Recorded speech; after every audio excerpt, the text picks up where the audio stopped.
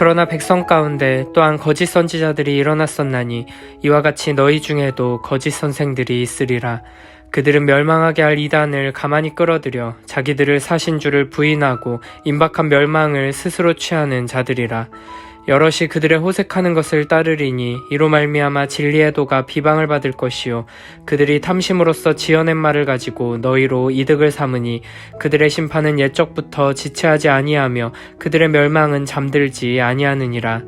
하나님이 범죄한 천사들을 용서하지 아니하시고 지옥에 던져 어두운 구덩이에 두어 심판 때까지 지키게 하셨으며 옛 세상을 용서하지 아니하시고 오직 의를 전파하는 노아와 그 7 식구를 보존하시고 경건하지 아니한 자들의 세상에 홍수를 내리셨으며 소돔과 고모라 성을 멸망하기로 정하여 재가 되게 하사 후세에 경건하지 아니할 자들에게 본을 삼으셨으며 무법한 자들의 음란한 행실로 말미암아 고통당하는 의로운 롯을 건지셨으니 이는 이 의인이 그들 중에 거하여 날마다 저 불법한 행실을 보고 들음으로 그 의로운 심령이 상함이라. 주께서 경건한 자는 시험에서 건지실 줄 아시고 불의한 자는 형벌 아래에 두어 심판날까지 지키시며. 베드로후서 2장은 1장에서 이야기한 신적 성품과는 전혀 다른 거짓 교사들의 부패한 성품과 행실들을 적나라하게 열거하고 있습니다. 거짓 교사들은 교만하고 방탕하며 탐욕으로 가득 찬 자들입니다. 그리고 이 3가지 악덕들을 통해서 교회 안에서 성도들을 실족하게 하고 노략질하고 있었습니다. 이에 베드로는 구약의 판례들을 활용하여 거짓 교사들에 대한 하나님의 진노와 확실한 심판을 선고합니다. 1절부터 3절에서는 이러한 거짓 교사들이 들어올 것이라는 경고와 그들의 부패한 성품의 특징들 그리고 그들의 확실한 멸망 등 2장 전체의 주제를 미리 요약적으로 선포하고 있습니다. 1절에서 백성들 가운데 거짓 선지자들이 생겼고 라고 할 때 백성들은 구약의 이스라엘 백성을 염두에 둔 표현입니다. 구약 이스라엘에 거짓 선지자들이 있었던 것처럼 신약의 교회에도 거짓 교사들이 있다는 것을 기억하며 경계하라는 것입니다. 예수님께서도 마태복음 7장 15절에서 양의 탈을 쓴 늑대처럼 그 속을 알아보기 어렵도록 겉모습을 꾸며서 교회 안에 들어오는 거짓 선지자들에 대해 말씀하셨습니다. 그러므로 성도들은 말씀의 교사라고 해서 다 믿어서는 안 됩니다. 무조건 아멘 아멘 하는 태도는 주님께서 우리에게 부탁하신 거짓 교사들에 대한 경고를 무시하는 경솔한 태도입니다. 어떤 거짓 교사들은 성도들이 옳고 그름을 판단하지 못하도록 아예 판단력을 마비시켜 놓고 무조건 충성을 강요한 후에 자신들의 불법한 탐욕을 채우는 악한 일들을 하기도 합니다. 그러므로 우리 모두는 스스로 하나님의 말씀을 기준 삼아 그 교사가 말씀을 바르게 가르치는지 아니면 자기 자신의 말들을 늘어놓고 억지 주장을 하는지를 잘 분별해야 합니다. 주님께서는 열매로 그들을 알리라고 말씀하셨습니다. 그들의 열매, 곧 삶의 행함과 결과가 성령의 열매들을 맺는지 아니면 탐욕과 방탕과 죄의 열매를 맺는지를 면밀하게 살피고 주의해야 하는 것입니다. 우리는 교회 안에 거짓 교사들이 있다는 사실을 잊지 말아야 합니다. 그러나 그 사실 때문에 혼란스러워하거나 좌절할 필요는 없습니다. 교회 안에서 활개치는 거짓 교사들로 인해 하나님의 계획이 좌절되거나 교회가 망할 것처럼 당황할 필요는 없다는 것입니다. 종말이 가까워질수록 성도와 온 세상을 미혹하는 거짓 선지자들과 교회 안에서 성도들을 실족해 하는 거짓 교사들의 활동이 더욱 거세질 것입니다. 그러나 주께서 밭에 뿌리신 씨앗의 비유에서 말씀하신 대로 알곡들이 번성하면 가라지들도 함께 자랄 것입니다.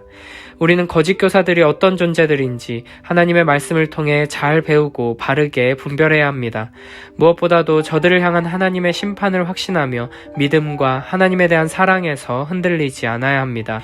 그리고 이를 통해 스스로 자신을 돌아볼 기회로 삼고 새하늘과 새 땅을 바라보며 신적 성품에 참여하는 일에 더욱 힘써야 합니다. 거짓 교사들은 멸망하게 할 이단을 교회 안으로 끌어들이는 자들입니다. 하지만 결국 멸망할 것은 그들 자신이 될 것입니다. 방탕과 탐욕으로 진리의 길, 복음의 길을 회방하는 저들에 대한 심판은 확실하며 저들의 멸망은 예외 없이 신속히 임할 것입니다. 그렇기 때문에 베드로는 교회를 향해 교회 안에 들어온 거짓 교사들의 특징을 잘 보고 그들을 분별해내야 하며 절대로 그들을 따라가서는 안 된다고 말하는 것입니다. 1절부터 3절에 등장하는 거짓 교사들의 특징은 모두 6가지로 정리할 수 있습니다. 첫째, 저들은 성경적이고 역사적인 바른 신앙에서 분리해 나가는 이단적 가르침을 퍼뜨리는 자들입니다. 여기서 이단적이라는 단어는 자의적으로 선택함을 의미합니다. 앞서 19절의 표현처럼 자의적으로 사사로이 하나님의 말씀을 해석하고 가르친다는 것입니다. 어떤 이들은 하나님의 말씀을 가르칠 때 어디서도 들어보지 못한 독특하고 신비로운 방식으로 해석하는 것에 매력을 느끼며 따라가기도 합니다. 그러나 우리는 성경적인 바른 신앙을 위해 역사 속에서 교회가 지켜오던 성경을 대하는 태도와 성경 해석의 전통을 존중하며 역사적인 신앙 위에 서기 위해 힘써야 합니다. 아무 데서도 배울 수 없는 새로운 가르침이다. 다른 모든 것은 다 틀렸고 우리만 옳다 주장하는 것은 이단들의 특징입니다. 우리는 종교개혁의 전통을 존중함으로써 종교개혁자들이 돌아가려 했던 전통적인 교회의 가르침, 그리고 초대교회로부터 이어져 온 예수님의 가르침으로 돌아가야 합니다. 내 마음대로 성경을 해석하며 성경적이라 주장하는 수많은 거짓 교사들 사이에서 역사적인 신앙 고백과 가르침들을 통해 참으로 성경적인 신앙으로 돌아가야 하는 것입니다. 둘째, 저들은 입으로는 예수 그리스도를 믿는다고 고백하지만 실제로는 그들의 심령과 삶에서 그리스도의 주권을 부인하는 자들입니다. 사도 바울은 당시 노예에 관련된 이미지를 사용해서 죄에게 종노릇하는 데서 해방된 자는 그저 멋대로 사는 것이 아니라 이제는 의의 종이요 하나님의 종이 된 것이라고 가르쳤습니다. 고린도전서 6장 20절에서도 값으로 산 것이 되었으니 너희 몸으로 하나님께 영광을 돌리라고 말씀하시고 7장 23절에서는 너희는 값으로 사신 것이니 사람들의 종이 되지 말라고 말씀하십니다. 예수 그리스도의 핏값으로 구원을 받고 자유를 얻었다는 것은 이제는 내가 내 삶의 주인이 되었다는 것이 아니라 하나님의 종이 되고 하나님의 소유가 되었다는 것을 의미합니다. 그렇기 때문에 구원받은 신자에게는 그리스도의 사랑의 법에 복종하여 의의 열매를 맺고 생명의 열매를 맺을 특권과 능력이 생기게 되는 것입니다. 그러나 거짓 교사들은 복음을 전하면서 이를 통해 우리가 그리스도의 노예가 되어 기쁘고 영광스럽다고 말하는 것이 아니라 죄 용서를 받았으니 더 이상 회개할 필요가 없고 율법에서 해방되었으니 이제는 내가 원하는 대로 다 할 수 있다고 헛된 가르침을 전파하는 것입니다. 셋째, 그리스도의 주인 되심을 거부하기 때문에 제멋대로 행하며 스스로 방탕한 일을 합니다.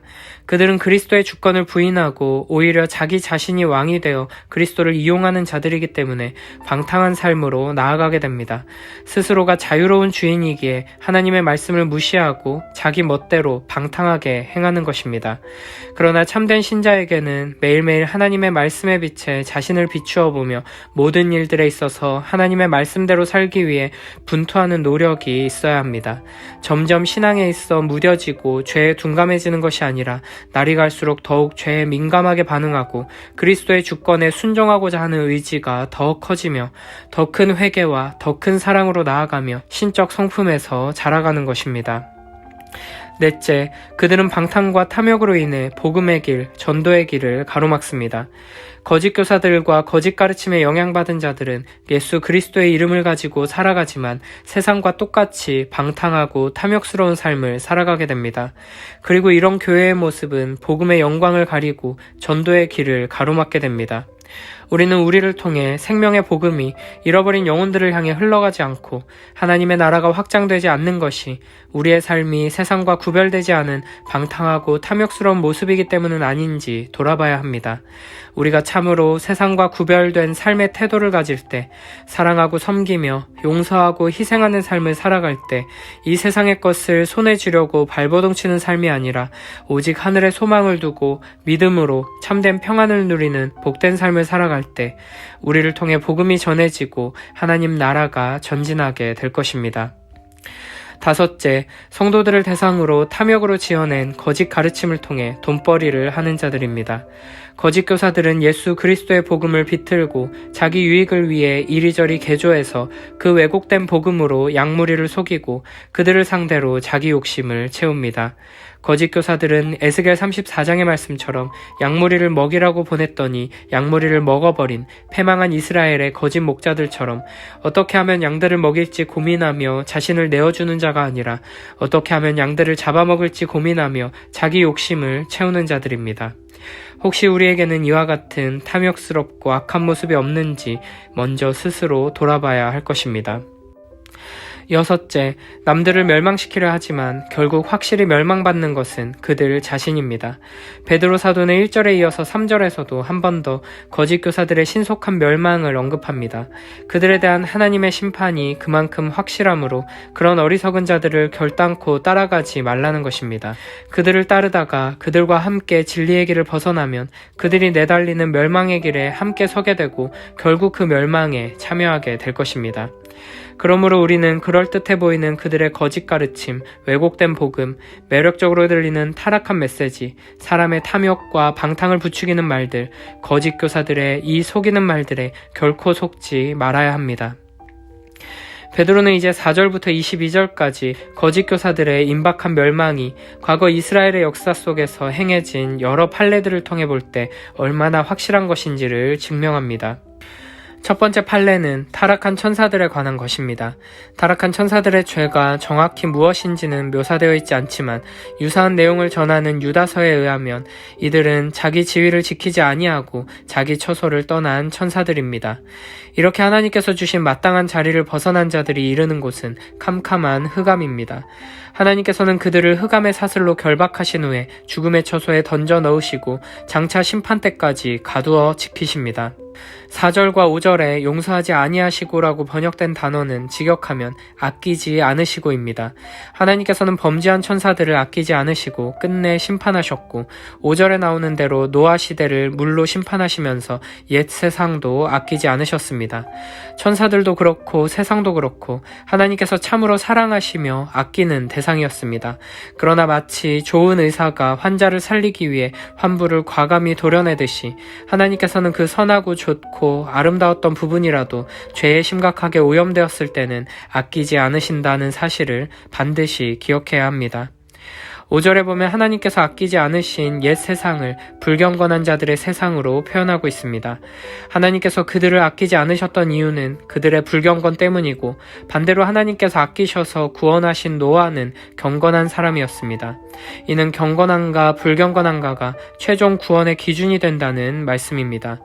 그렇기 때문에 구원받는 참된 믿음은 경건의 열매를 맺는 믿음이라고 할 수 있습니다. 믿음이 있다고 말은 하지만 정작 그 사람의 삶이 방탕과 탐욕으로 가득하고 경건의 열매가 없다면 그 믿음은 거짓이라는 것입니다.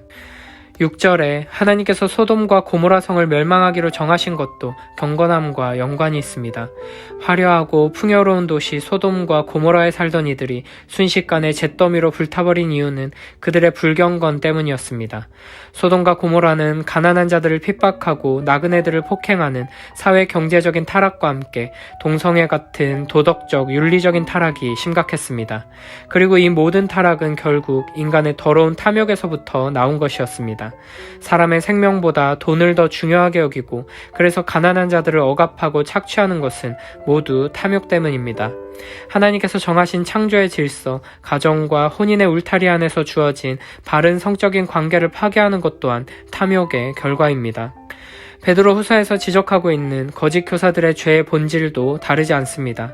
그러므로 결국 거짓 교사들은 그들의 탐욕과 방탕, 가증한 거짓으로 인해 멸망받게 될 것이며 그 증거가 바로 소돔과 고모라입니다. 하나님께서는 탐욕의 죄를 미워하시며 탐욕의 죄를 그냥 내버려두지 않으십니다. 탐욕의 죄에 대한 하나님의 무서운 진노와 심판이 있다는 것을 기억하며 탐욕으로 인해 악을 행하는 자리에서 회개하며 돌아서는 우리 모두가 되길 축복합니다.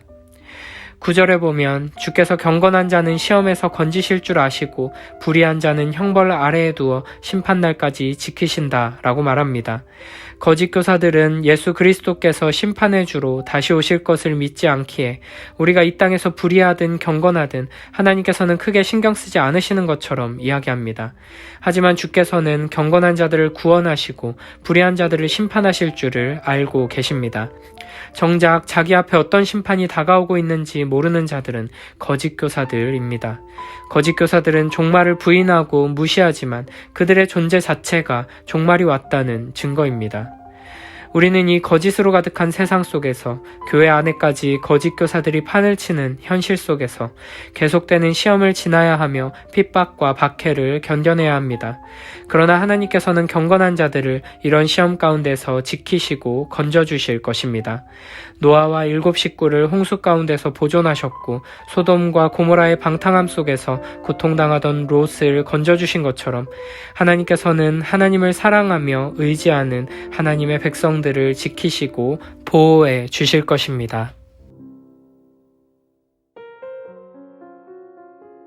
전에 이스라엘 백성 가운데 거짓 예언자들이 일어난 것과 같이 여러분 가운데도 거짓 교사들이 나타날 것입니다. 그들은 파멸로 몰고 갈 이단을 몰래 끌어들일 것입니다. 그래서 그들은 자기들을 값주고 사신 주님을 부인하고 자기들이 받을 파멸을 재촉할 것입니다. 많은 사람이 그들을 본받아서 방탕하게 될 것이니 그들 때문에 진리의 길이 비방을 받게 될 것입니다. 또 그들은 탐욕에 빠져 그럴듯한 말로 여러분의 호주머니를 털어갈 것입니다. 하나님께서는 이미 오래전에 그들에게 내리실 심판을 정해놓으셨습니다.